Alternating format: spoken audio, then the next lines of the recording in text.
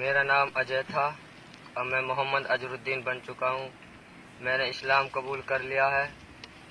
तकरीबन 3-4 महीने हो चुके हैं। रोज़ा में किया था 13वें रोज़ा को। अब मेरे माँ बापों ने केस दर्ज कर दिया था मेरे ऊपर। 13वें रोज़ा से 17वें रोज़ा को केस दर्ज कर दिया था और उसके बाद मुझे थाना ले जाया गया। वहाँ गांव बस्ती के आदमी पहुँचे मौजूद और उन्होंने बहुत धमकाया था, मुझे बहुत टॉर्चर किया था पुलिस वालों ने, पर लेकिन मैंने किसी से दाव दोष नहीं मानी। और वहाँ पर अल्लाह ताला की गैर मदद बहुत आई थी। पुलिस वालों ने कहा तू किसकी मर्जी से मुसलमान हो रहा? मैंने भाई अपनी मर्जी से मुसलमान हो जाऊँ, किसी की मर्जी से मैं मुसलमान नहीं हो रहा और कोई किसी को मुसलमान नहीं करता।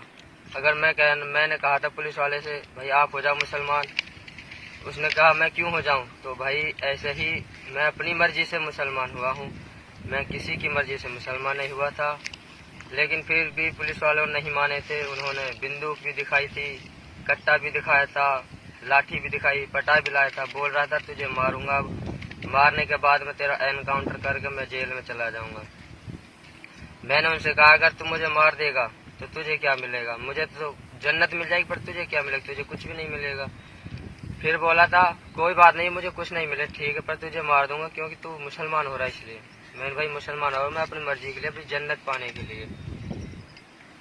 भाई मैंने पुलिस वाले से कहा भाई जन्नत तो बातों से तो मिलती नहीं है, क्योंकि इसमें बहुत मेहनत करनी पड़ती है।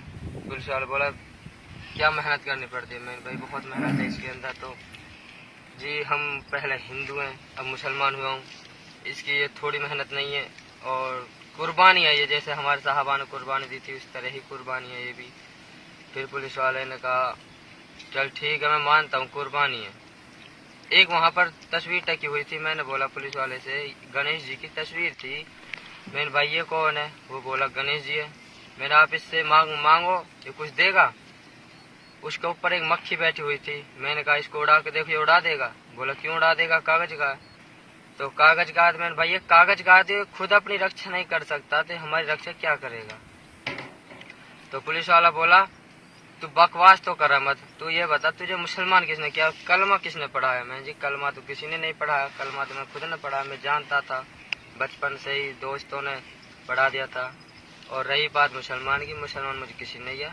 मैं पहले बयान सुनता था, बयानों से मुझे मोबाइल से बस मोहब्बत हो गई बयानों से, उसी तरह मैं मुसलमान हो गया। उन्होंने बहुत टॉर्चर किया था मुझे, मैंने उनकी एक बात भी नहीं मानी। उन्होंने यहाँ तक मुझे इतना दाव डाला था, बहुत ही ज़्यादा, पर मैं उनसे डरा नहीं।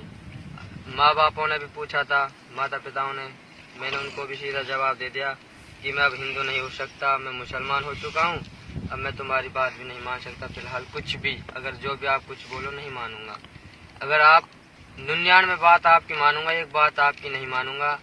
बात वो थी कि अगर आप बोलो कि दीन से फिर जा, मैं दीन से नहीं फिरूंगा। अगर आपकी 99 बात हैं उनको हाजिर करो, मैं उनको मान लूंगा, आपकी यही बात नहीं मानूंगा। पुलिस वालों ने मुझसे हाथ जोड़कर माफ़ी मांग ली थी कि भाई कोई बात नहीं, हमसे गलती हो गई, आज के बाद ऐसा कोई केस तो आए बहुत, पर ऐसा केस पहली बार आया है जो तो छोटी सी उम्र में एक बच्चा जीत के जा रहा है इस केस को। और पुलिस वालों ने कहा था कि अगर तुझे कोई टॉर्चर करता है, अगर या कोई दबाव देता है, कि जबरदस्ती करता है, तो हमारे पास आजा सीधा, बिना कहे कि हम तेरे साथ है। पुलिस वाले ने खुद ये कहा था मुझसे, एक हमारी जाति का था, वो कुम्हार था, वो शायद इधर का था, कोसी साइड का था, वो भी उसने भी संग दिया था बेचारे ने मेरे, बाद में दिया था, पहले उसने भी टॉर्चर किया था बहुत। जब उसको सारी कहानी बताने के बाद में जब माना था वो भी, बल्कि कहानी तो बहुत लंबी हो जाएगी। मेरे साथ बहुत ही अत्याचार हुआ था, पर अल्लाह का शुक्र है मैं किसी से दबा नहीं था बिल्कुल भी। अगर मैं दब जाता तो पुलिस वाले मुझे मारते, इसमें मैं गांव की नज़रों में गिर जाता, बहुत ही ज़्यादा हो जाता मेरे संग बुरा। पर मैं माना नहीं किसी की मानी, सिर्फ अल्लाह के सिवाय, अल्लाह की और अल्लाह के रसूल की मानी थी।